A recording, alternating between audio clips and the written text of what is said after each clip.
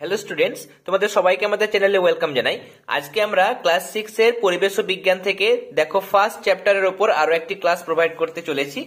Last ক্লাসে যেহেতু আমরা দেখো এখানে যে তন্তু রয়েছে, সুতো রয়েছে, বিভিন্ন গাছ থেকে যে আমরা তুলো পাই বা জামা কাপড় তৈরির উপাদান পাই, সেগুলো পর্যন্ত আমরা প্রিভিয়াস ক্লাসে আলোচনা করেছিলাম।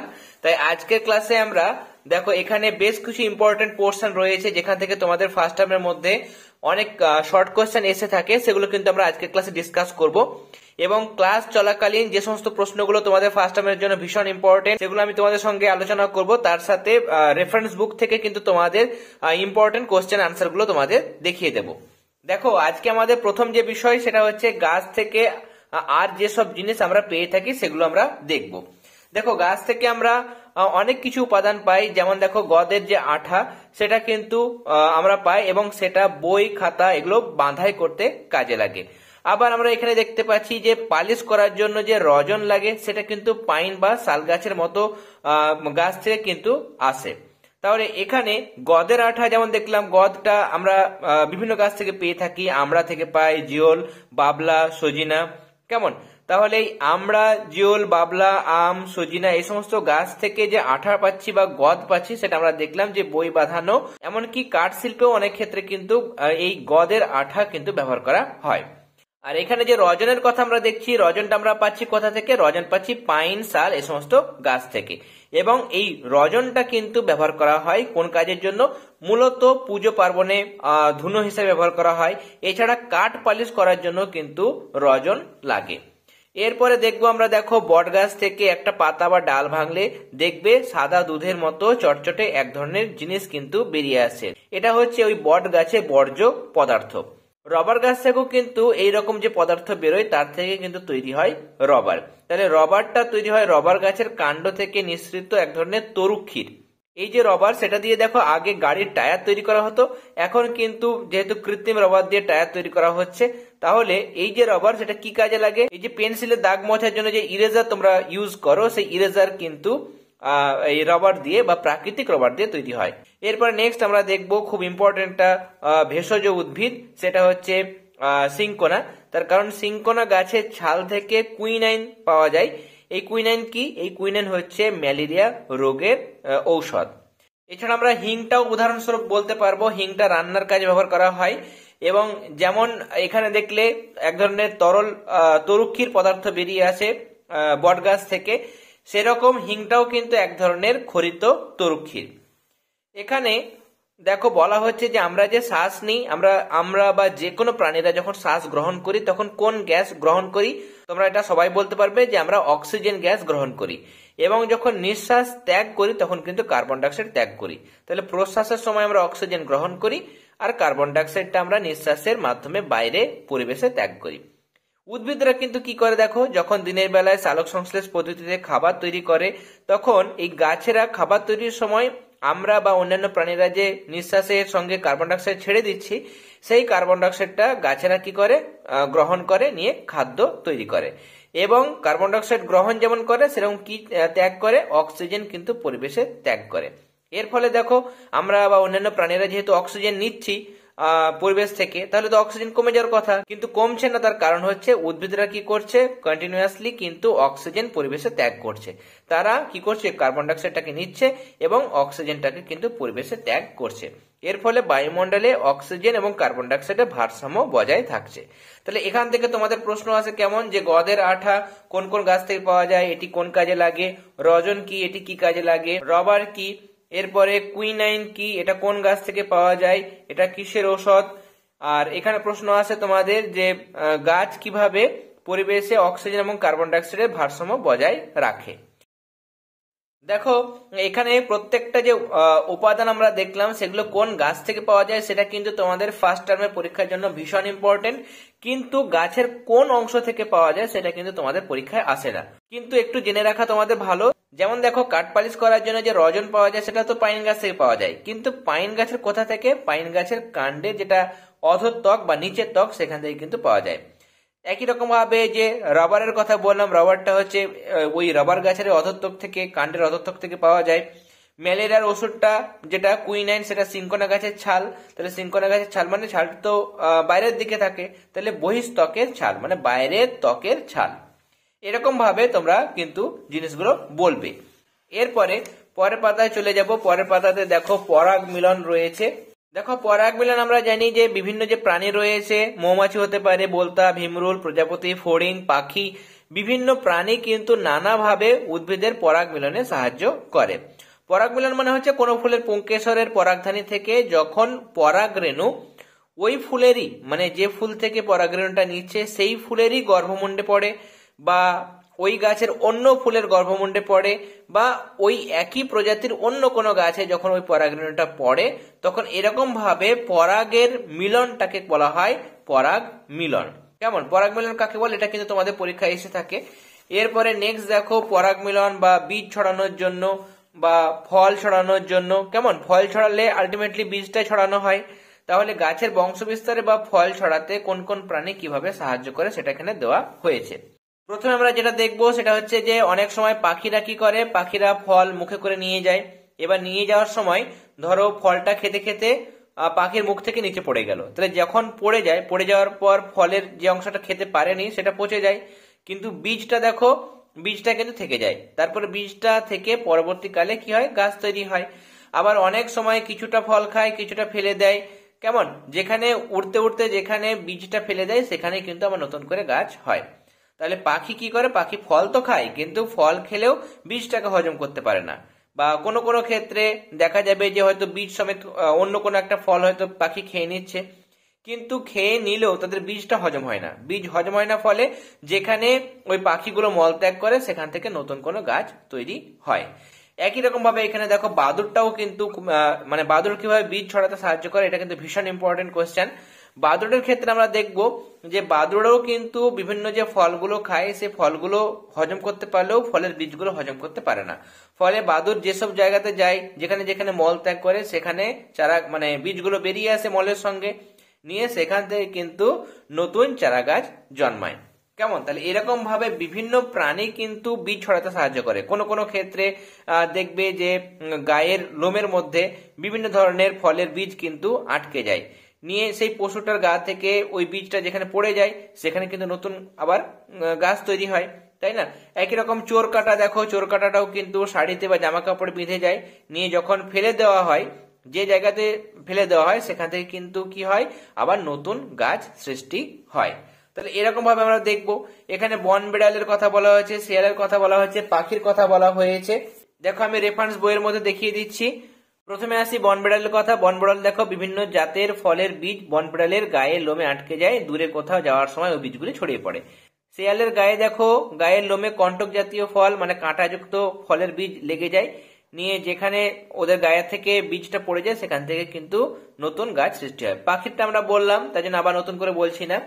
আর এখানে পরাগ মিলনটা তোমরা দেখবে, পরাগ মিলন কাকে বলে দেওয়া হয়েছে, আর পরাগ মিলনে কোন কোন প্রাণী সাহায্য করে শুধু নামগুলো তোমরা জাস্ট একটু রিডিং করে নেবে। আর শুধুমাত্র এখানে সংজ্ঞাটা দেখবে ভালো করে, তার কারণ পরাগ মিলন কাকে বলে এটা কিন্তু তোমাদের পরীক্ষায় অনেক সময় জিজ্ঞাসা করা হয়। এরপরে পরের পাতায় চলে যাও। পরের পাতায় দেখো এখানে আমরা যেটা দেখবো সেটা হচ্ছে মিথজীবিতা। দেখো মিথজীবিতা মানে হচ্ছে পরস্পরের সহযোগিতায় বেঁচে থাকা, একে অপরকে সহযোগিতা করা। ধরো তুমি স্কুলে গেছো, তোমাদের কোন একটা ড্রয়িং করতে হবে, তুমি কিন্তু সেদিন পেন্সিল নিয়ে যেতে ভুলে গেছো, তাহলে তুমি কি করলে, অন্য কোনো ফ্রেন্ডের কাছ থেকে তুমি পেন্সিলটা ধার নিলে। কেমন, তার কাছে হয়তো দুটো বা তার থেকে বেশি পেন্সিল রয়েছে, তার কাছ থেকে তুমি একটা পেন্সিল নিলে। এবার তুমি ড্রয়িং করার পর কালার করছো, কালার করার সময় তোমার কালার বক্স রয়েছে, তোমার ফ্রেন্ডেরও কিন্তু কালার বক্স রয়েছে, কিন্তু যে রংটা লাগবে হয়তো গ্রিন কালার লাগবে, তোমার সেটা কিন্তু তোমার কাছে রয়েছে, কিন্তু তোমার ফ্রেন্ডের কাছে কিন্তু গ্রিন কালারটা নেই। তখন তুমি কি করলে, তোমার ফ্রেন্ডকে গ্রিন কালার দিয়ে হেল্প করলে। তাহলে এখানে কি হলো, তোমার যেটা পেন্সিল ছিল না সেটা তুমি ফ্রেন্ডের কাছ থেকে পেয়ে গেলে, আর তোমার ফ্রেন্ডের গ্রিন কালার ছিল না সেটা তুমি তাকে দিলে। তাহলে এখানে কি হলো, দুজন দুজনকে হেল্প করলে এবং দুজনেরই কিন্তু উপকার হলো। এই ধরনের যে সম্পর্ক যেখানে একে অপরকে উপকার করে বা হেল্প করে বেঁচে থাকা যায়, সেই ধরনের সম্পর্ককে বলা হয় মিথজীবিতা।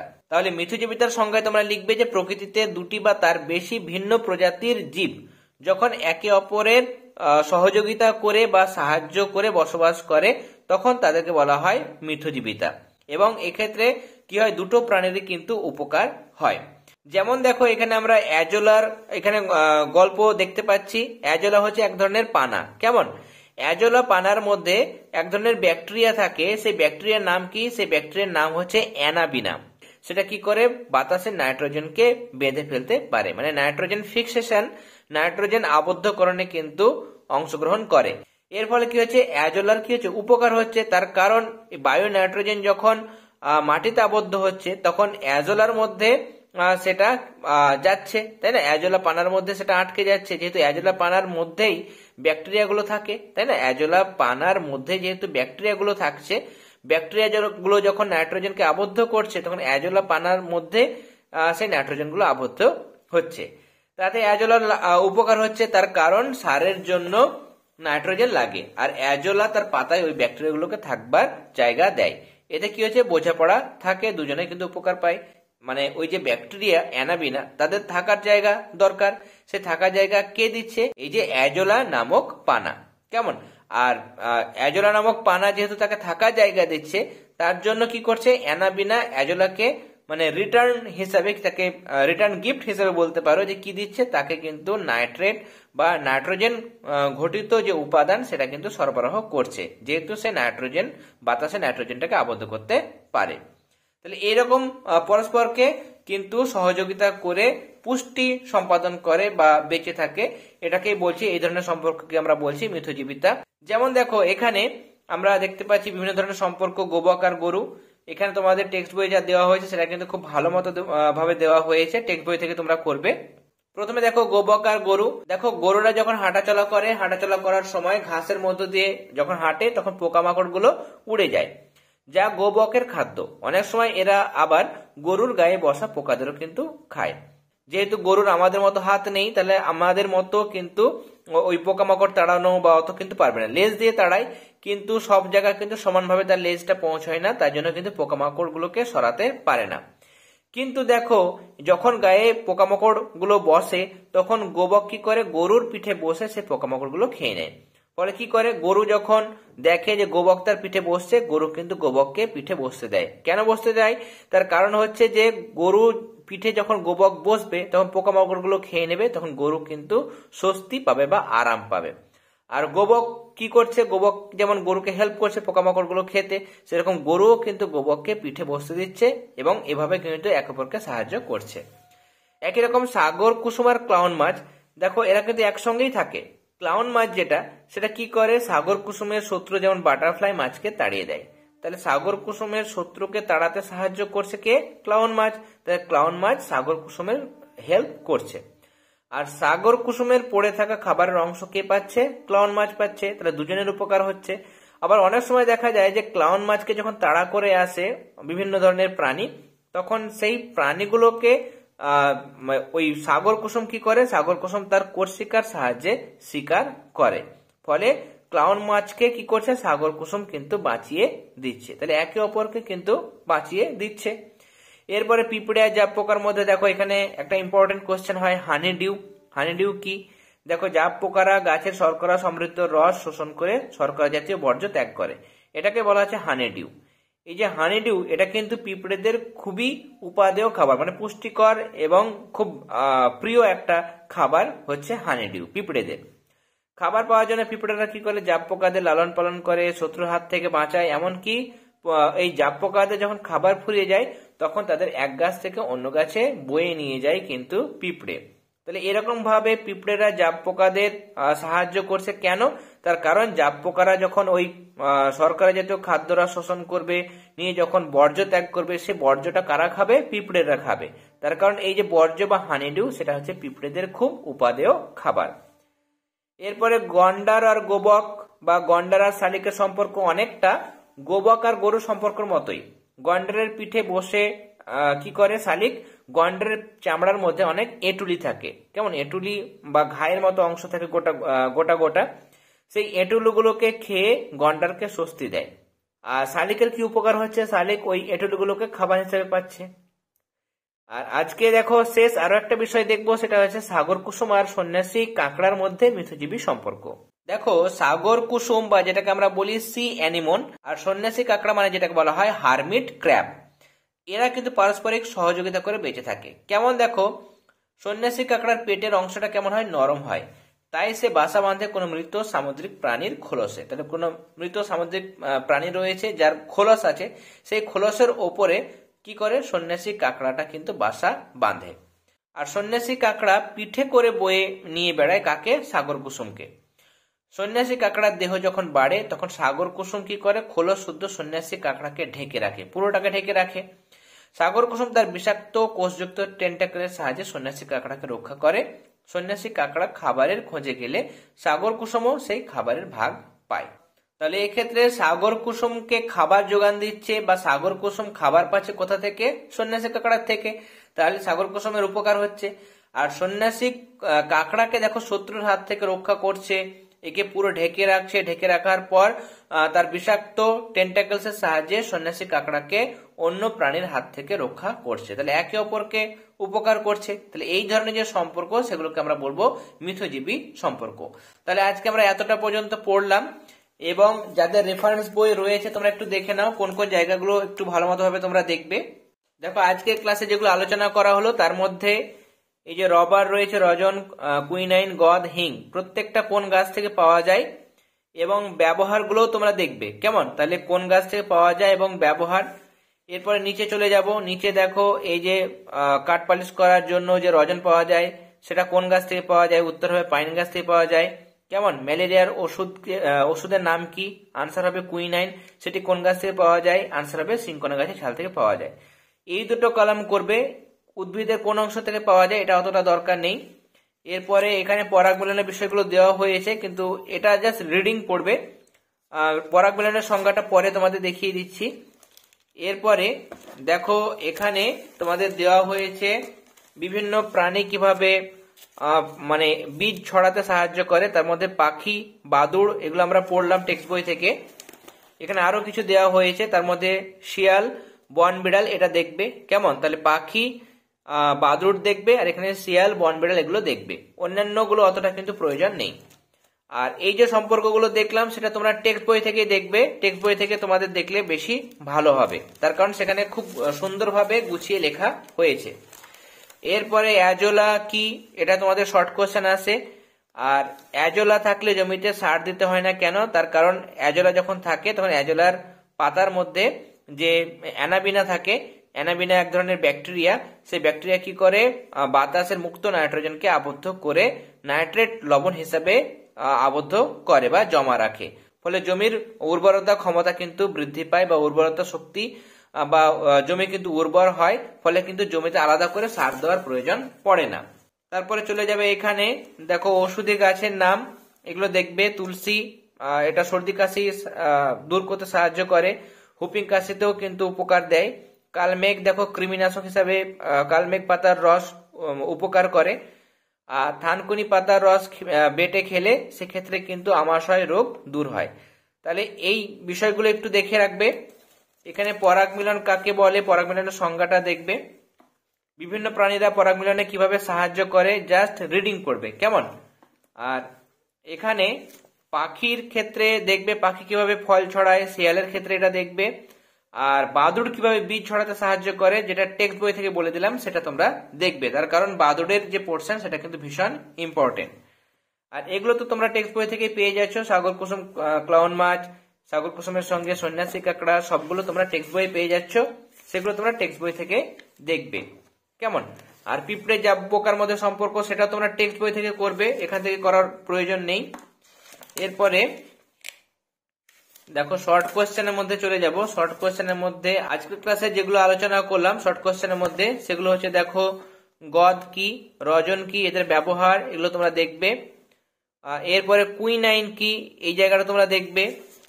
নেক্সট দেখো মিথজীবিতা কাকে বলে, সংজ্ঞাটা কিন্তু তোমরা মুখস্থ করবে। কেমন, আমি বুঝিয়ে দিয়েছি যে প্রকৃতির মধ্যে বা প্রকৃতিতে দুটি বা তার বেশি আলাদা আলাদা প্রাণীর মধ্যে সম্পর্ক, যেখানে তারা কি করে একে অপরকে সহযোগিতা করে বা সাহায্য করে বেঁচে থাকে, এই ধরনের সম্পর্ককে বলা হয় মিথজীবিতা। কেমন, আর এখানে হানিডিউ কি, ভীষণ ইম্পর্টেন্ট কোয়েশ্চেন। অ্যাজোলা কি, এটাও করবে। আর গন্ডার আর শালিকের মধ্যে সম্পর্ক, সেটা আমরা দেখেছি টেক্সট বই থেকে, তাহলে আর নতুন করে দেখার প্রয়োজন নেই, টেক্সট বই থেকে তোমরা আনসার গুলো করবে। আর যেগুলো রেফারেন্স বুক থেকে দেখালাম সেগুলো তোমরা রেফারেন্স বুক থেকে দেখে নিও। তাহলে আজকে আমরা দেখো তোমাদের ক্লাস 6 এর পরিবেশ বিজ্ঞানের আরো একটা ইম্পর্টেন্ট ক্লাস প্রোভাইড করলাম। আজকে ক্লাস ভালো লেগে থাকলে অবশ্যই ক্লাসটিতে লাইক দেবে। যারা এখনো পর্যন্ত চ্যানেলটি সাবস্ক্রাইব করনি তারা অবশ্যই সাবস্ক্রাইব করে নিও।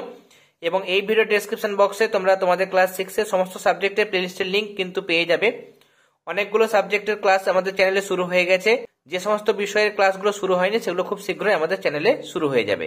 তোমাদের সুবিধার্থে আমরা একটা টেলিগ্রাম গ্রুপ ওপেন করেছি, সেই গ্রুপেও তোমরা যুক্ত হতে পারো। আমাদের টেলিগ্রাম গ্রুপের লিংক তোমরা এই ভিডিও ডেসক্রিপশন বক্সে পেয়ে যাবে। তাহলে আজকের ক্লাসে এতটাই। তোমরা সবাই ভালো থেকো। All the very best.